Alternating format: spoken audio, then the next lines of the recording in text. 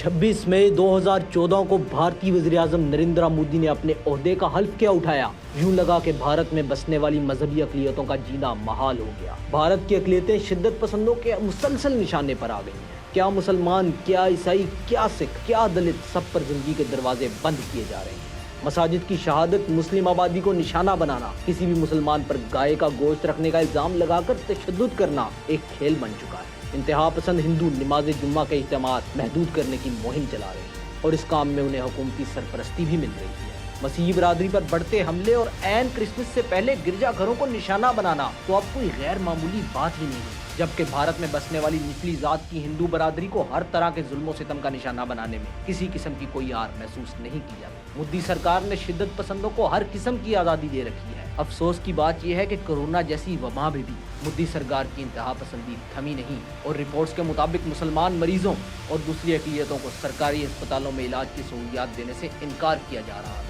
आज भी भारत में सिखों के साथ नारवा सलूक जारी है तो दूसरी तरफ मणिपुर रियासत में भी जुल्म जबर के पहाड़ तोड़ दिए गए। रवां हफ्ते इंडिया से एक सियासी और समाजी वर्कर मोहम्मद हसनैन अपने बेटे इसहाक अमीर के हमरा पाकिस्तान में पनाह की गर्ज से गैर कानूनी तौर पर बरास्ता अफगानिस्तान कराची पहुंचे।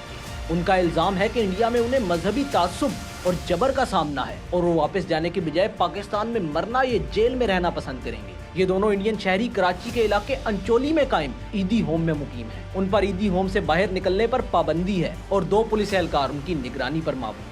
66 साला मोहम्मद हसनैन और 31 साला इसहाक अमीर ने दावा किया है कि वो इसी साल 5 सितंबर को दिल्ली से अबू धाबी गए थे, जहां से उन्होंने अफगानिस्तान का वीजा लगवाया, काबुल पहुंचे और वहां से सुबह कंधार में कुछ लोगों ने पैसे लेकर उन्हें गैर कानूनी तौर पर पाकिस्तान के सरहदी इलाका चमन में दाखिल होने में मदद की। उनके बकौल होटल में रहने की जगह ना मिली तो वो खुद पुलिस अफसरान के पास गए और उनको अपनी कहानी सुनाई और कहा कि वो सरहद पार करने के मुलजिम हैं और वो पनाह के मुतलाशी, और फिर पुलिस ने उनको ईदी सेंटर मुंतकिल कर दिया। मोहम्मद हसनैन ने बताया कि इंडिया में वो सहाफत के पेशे से वाबस्ता थे और दिल्ली से 8 सफ़हात पर मुश्तमिल एक हफ्त रोजा अखबार चार्ज शीट निकाला करते थे। इसहाक अमीर ने यह भी बताया कि अबू धाबी की एक कंपनी ने उन्हें नौकरी की पेशकश भी की थी, जिसकी तनख्वाह 4000 दिरहम थी और 10 सितंबर 2023 को उनकी ज्वाइनिंग थी। लेकिन उनके बकौल हमने हिजरत का पूरा प्लान बना रखा था। वालिद साहब ने कहा कि इस मुल्क में नहीं रहना तो 5 सितंबर को हमने टिकट करा ली और वालिद ने कहा कि एक बार कोशिश करते हैं, अबू धाबी से अफगानिस्तान चल कर देखते हैं, शायद कुछ हो जाए।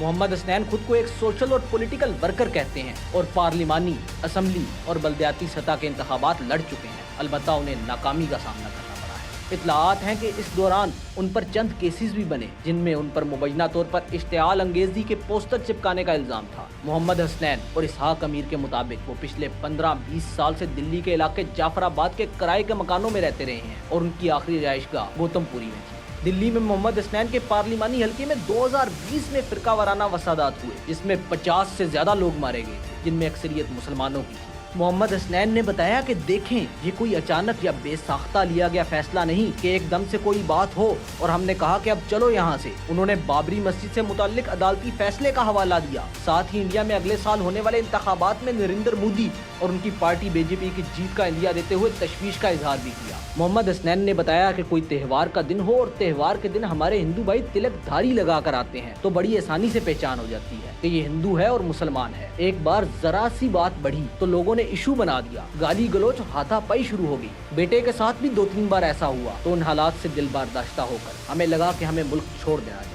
उन्होंने कहा कि सड़क पर जाएं, दफ्तर जाएं, ट्रेन में जाएं, बाहर किसी काम से भी जाएं तो बस एक यही डर रहता है कि कहीं कुछ हो ना जाए। मसला लूट मार का नहीं, मसला नारों का है। मजहब को टारगेट बनाना और टारगेट करके मारना बहुत आसान है। 25 सितंबर को ये दोनों इंडियन शहरी कराची प्रेस क्लब पहुंचे और इंडिया में मुसलमानों पर जुल्म और ज्यादती के खिलाफ एहतजाज किया, जिसके बाद से उनकी पाकिस्तान आमद की खबर आम हो चुकी है। मोहम्मद हसनैन और इसहाक अमीर ने वाज़े अंदाज में कहा है कि वो वापस इंडिया नहीं जाना चाहते, लेकिन अगर पाकिस्तान ने उन्हें पनाह और शरीयत ना दी तो वो क्या करेंगे। इसहाक अमीर ने बोला कि हम तो सिर्फ पनाह चाह रहे हैं, हमारा मकसद यहाँ पर घर या नौकरी मांगना नहीं है। मैं भी जवान हूँ, मैं ड्राइविंग कर सकता हूँ, रोटी बना सकता हूँ, बाहर बहुत सारे मजदूरी वाले काम हैं, वो कर सकता हूँ। वालिद साहब पढ़ा सकते हैं, मैं भी पढ़ा सकता हूँ, कुरान तो पढ़ा ही सकता हूँ, मैंने हिफ्ज किया हुआ है। बस पनाह चाहते हैं, वापस नहीं जाना चाहते। गोली मार दें, जेल में डालकर सड़ा दें, कोई दिक्कत नहीं। अगर आपको नहीं रखना तो वापस ना भेजें, बल्कि अपने पास किसी जेल के कोने में डाल दें,